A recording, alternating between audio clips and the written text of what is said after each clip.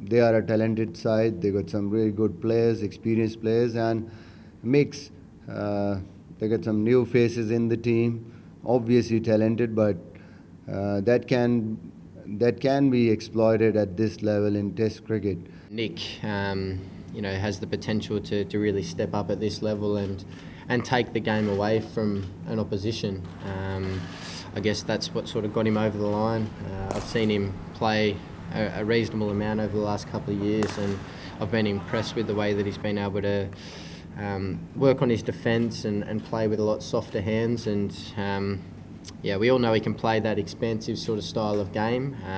Just his defence probably needed some work, and I think he's got it in a good place at the moment. Yasir is looking good. The last couple of days, bowling well, having no problem. So hopefully he is up there to 100% fitness. He's a wonderful bowler. He proved himself not only in the UAE but also in England. The Gabba, you'll get a bit of extra sort of bounce as a spin bowler, so I guess that can play in your favour, and it can also play against you. Your length has to be spot on. Length is crucial, and if you're slightly off your length, you can really cash in down the wicket and square of the wicket as well. So he's going to have to be pretty accurate. Obviously, Mickey worked with the Australian team, so he knows in and outs of most of the players. He knows their strengths and weaknesses, so that's always helpful when you have that sort of inside information about the opposition. Is Jackson Bird definitely playing, or could it be Bird, say, as all line or missing out? I'm not sure just yet. I dare say Jackson will probably play. He played last game and played pretty well, so I dare say he'll be in the team.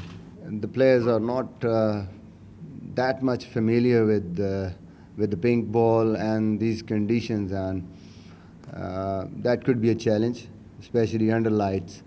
It is always a challenge when you just come to play in Australia or South Africa, because these conditions are totally different from rest of the world. A bit more bounce and pace here. Mohammad Amir was playing in that first debut series that you played in England 2010, and is he a pretty major threat? Yeah, he's a quality bowler. He's got some great skills. I remember watching out in Australia in 2010. He bowled with really good pace. I think he was hitting 145, 150, and then in England he slowed it down and got his wrist right and swung the ball. So it's great to have those sort of gears and those skills. So. And if we look back, we took almost 6 years to develop this team, and that team showed a lot to the world when we played in England, when we played back in Dubai, Abu Dhabi. Those are our home conditions. So we had a lot of faith and confidence behind that. And these players are experienced enough, and they had the belief that we can do it. And we did some. We got some unbelievable successes in the past.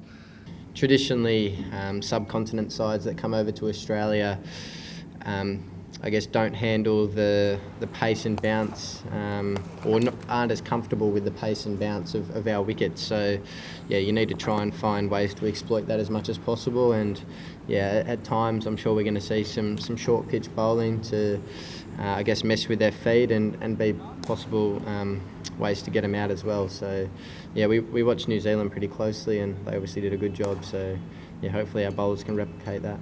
We also got a little bit of disadvantage of just not playing well in the previous few games. But if you just look back, leave these 3 games out and look back, last 6 years we've been playing really well. It's a set of good players performing well, developed well as a team. And I think if we can get back to those disciplines and we can lift our performances, we have a chance. Bat sizes, Dave Warner's compared to your bat that you use, how much bigger is it, and do you think it should be banned? No, I don't think so. I think mine's a little bit smaller than Davey's, but look, I think that's the way the game's evolved, and bats have got a little bit bigger, and we've seen the run rates go up, and I think that's exciting for the game. So yeah, I don't have an issue with the size of the bats at all. CA announced the schedule for the Ashes next year. There's no day-night test to be played at the Gabba. It's going to be in Adelaide, of course. Just seen how it played out, the test match, before that decision was made? I'm happy with just the one against England next year. I think crowds and TVs and like that are never an issue in the Ashes. So, I think Adelaide is a great place to play the day-night pink ball test. We've seen that the last 2 years, and I'm happy for it to just stay with one.